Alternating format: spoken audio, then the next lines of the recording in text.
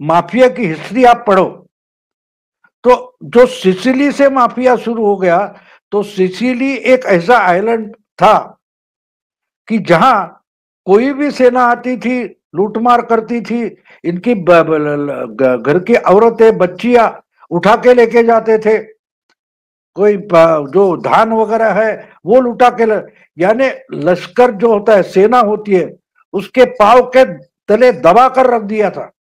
लेकिन इतने लाचार, सदियों से लाचार थे। फिर एक दिन एक न्यूज आती है कि भाई अभी ऑक्यूपाइड जो सेना है उसके एक जनरल को मारा, उसके सेनाधिकारी को मारा। तो लोगों का पता होता था कि किसने मारा है, लेकिन लोग कभी नहीं बोलते थे। और आहिस्ता आहिस्ता वो तो खत्म हो गया, लेकिन उसमें जो मारने वाला जो था उसको ही माफिया बोलते हैं, उसको उस समय ब्लैक हैंड बोला जाता था। जब ये सब खत्म हो गया, उसके बाद ये जो माफिया बने थे वो किसको लूटेंगे, किसको मारेंगे, तो उसी जनता को मारने लगे। ममता की जो आज सत्ता है वो माफिया सत्ता है, आपको समझनी पड़ेगी, वो पॉलिटिकल सत्ता नहीं है।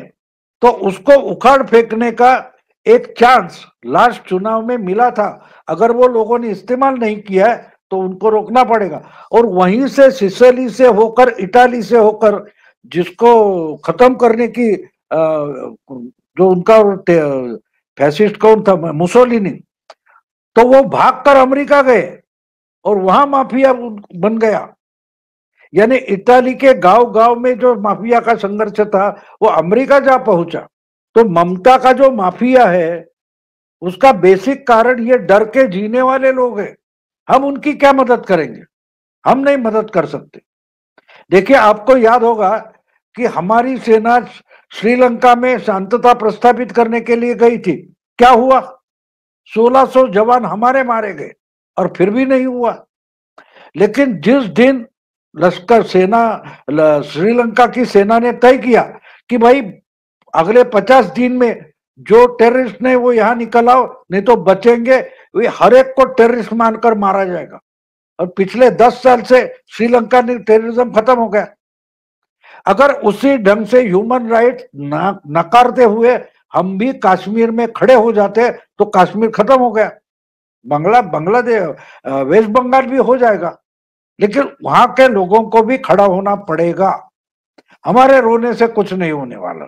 हम बांग्ला ल्यूटियन दिल्ली के पत्रकार हो, बांग्ला पत्रकार हो, उनको कुछ गालियां देकर कुछ होने वाला नहीं, वहां की जनता को खड़ा होना पड़ेगा। और मैं मानता हूं कि अगर 2 करोड़ 20 लाख वोट बीजेपी को मिले हैं तो कम से कम कुछ लाख लोग हैं वो बोलेंगे भैया कोई बात नहीं, खून बहेगा तो बहने दो, हम खुद लड़ेंगे। वो शुरुआत ममता करने जा रही है और बड़ी हिंसा होकर ही ये मामला खत्म होने वाला है।